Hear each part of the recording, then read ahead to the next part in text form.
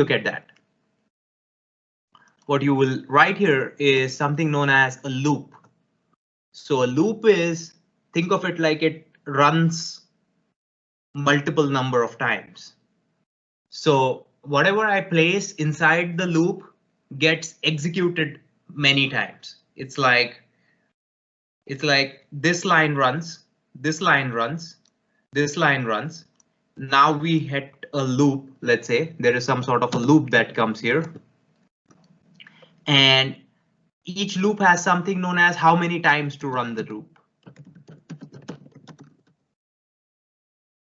So I will be specifying it by a number, and then this line will get executed those many number of times. So there is a little bit of syntax here. What you want to do is called a for loop. So you will say for. You will say I in range. I will first write it and then I will explain it what I'm doing here. So hang on with me. If you find this a little overwhelming, don't worry, I will explain this. So what this essentially means is you're going to run a loop 5 times. OK, whatever you specify inside, it's going to run that many number of times. So let's say I want to run it instead of 5, 9 times.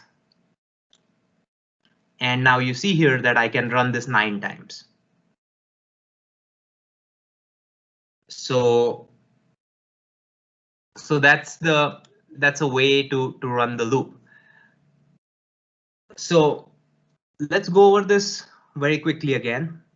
I first wrote a print statement and I put in variables inside my print statement, and you can combine different variables with this plus. All that you need to know. So even if I put a lot of spaces here, it won't matter. It will still just print out the same thing. You need to know this. It doesn't matter how many spaces I put here. What matters is how many spaces I put here. If I put a lot of spaces here, that's gonna change the output, because Python cares about, while printing, it cares about whatever you have put in between these two quotes.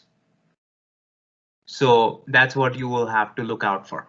So that's one thing we did. The second thing that we looked at is how to write a loop. So if you want to run a loop, let's say 9 times, you can do it this way. If you want to run a loop, let's say 10 times, you can just say 10 here and you can run it this way. You know, this runs 10 times. And so it gets printed 10 times. If you count how many times we have here, it should be 10. Let's say there is also another way of doing this, simpler, not a simpler, but just a convention. You can also say variable. Let's call it loop iterations. This tells you how many times the loop is going to run. And now if you specify here 15, and if I say loop iterations, this is going to run 15 times. So what is the problem here? OK, so we ran into an error. Loop iterations. I got the spelling wrong. So this is good to know. So when you see something is not defined, when you get this error, always look at how do I figure out where did the error happen? It shows me that it happened on this line. So I have said loop iterations here. Look at the spelling, but out here I have said something else. I have a typo.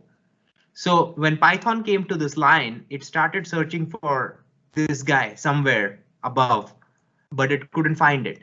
And so it tells me that this is not defined. That's how you try and spot an error. And so I was like, OK, this is not defined. Maybe I have spelt it wrong. And so I went up and I changed it.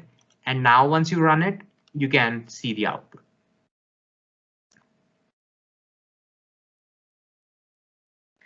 So will you please explain the role of symbols, this, or any other symbols, how to put them in the correct order? Are they standard? Yes, great question, great question. Perfect. So let me run you through that.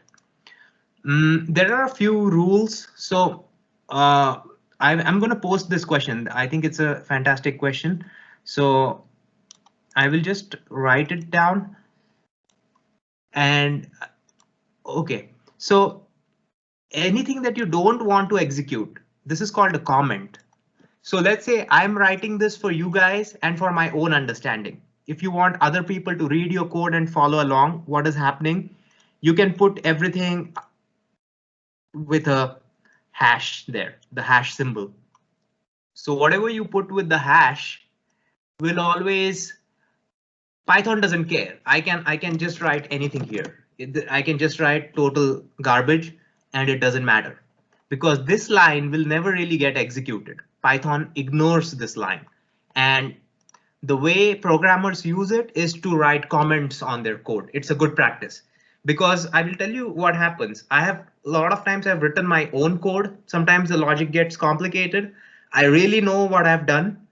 Then I stop looking at it for, let's say, 2 months. I come back and I open my own code and I don't really understand what I've done. So this is a common problem that programmers face. So what do you do? In that case, you need to document what you have done in some way.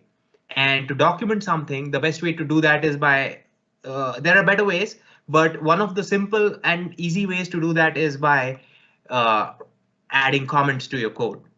So this is, you can add it anywhere. You can add it like this, or you can also add it right at the top, here. It doesn't matter where you put them. But as a good practice, I like to put them either like this, just beside the line, or sometimes I put it above the line like this. Either ways is OK. It does not matter. It's a convention thing. So you should be fine with that. The second thing that I'm going to go over is, notice here the case that I'm using. So that is another convention. This is not something that you need to do, but it's like you're trying to learn some good habits along the way so that when you write code, and if someone else were to look at your code, they can easily say that, oh, this looks nice. I know, I understand what it is doing. I could have also done the same thing by just saying S and L, and T and G. I can easily do this and just add the same things. Let's just say G and S and T and L. Not lambda, just L. So and this works too. Nothing wrong here.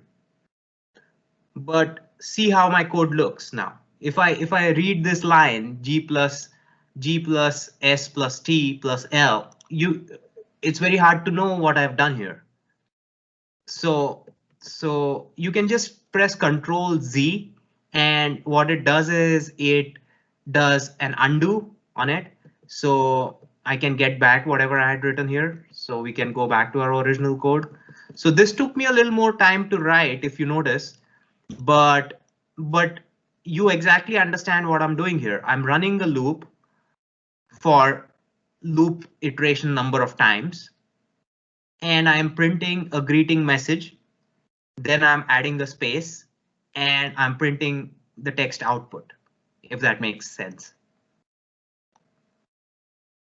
Let's go over some other symbols.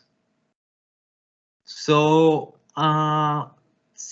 so you asked me, when do you use, let me copy that question